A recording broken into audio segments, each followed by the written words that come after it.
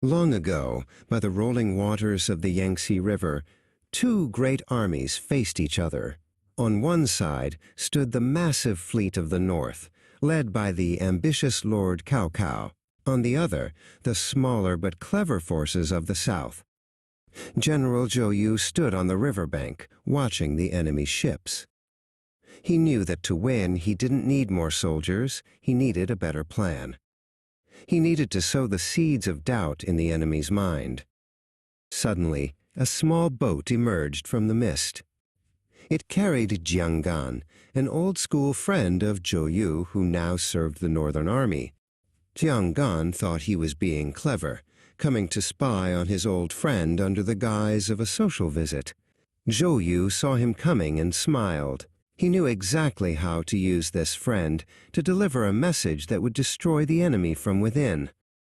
Zhou Yu welcomed Zhang with a grand feast. There was music, laughter, and plenty of wine. "I am so happy to see you," Zhou Yu shouted, acting as if he were quite drunk. He told everyone that he and Zhang were brothers, and that tonight they would speak only of old times, not of the war. Zhang watched closely, convinced that Zhou Yu was being careless. As the moon rose high, Zhou Yu led Zhang back to his private tent. "You shall sleep here, in my own quarters," Zhou Yu insisted, stumbling slightly. He climbed into his bed and was soon snoring loudly. Zhang lay on his own mat, but his eyes were wide open. He wasn't there to sleep, he was there to find secrets. Zhang crept toward Zhou Yu's desk. It was covered in maps, scrolls, and official reports. He moved carefully, his heart racing. He knew that one piece of paper could change the fate of the empire. His fingers brushed against a pile of letters, and he began to sift through them, searching for anything that looked important.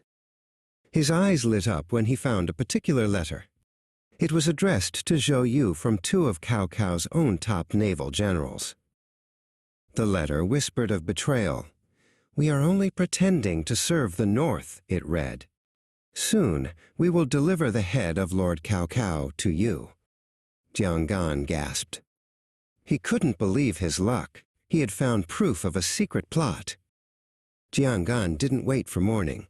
While Zhou Yu continued to snore, Zhang tucked the letter into his sleeve and slipped out of the tent. He hurried to the riverbank, found his small boat, and paddled away as fast as he could. He had to tell Lord Cao Cao that his own generals were traitors. He didn't realize that Zhou Yu had opened one eye and was watching him leave with a quiet smirk. Zhang reached the northern camp and rushed to Lord Cao Cao. "I have found the truth," he cried, presenting the stolen letter. Cao Cao, a man who trusted no one, read the words and turned red with fury. He didn't stop to think if the letter was real or a trap.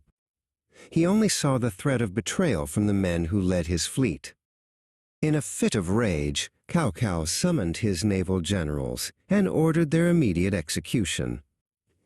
The very men who knew how to lead his ships and fight on the water were gone in an instant. It was only after the deed was done that Cao Cao looked at the letter again and realized the handwriting seemed a bit too perfect.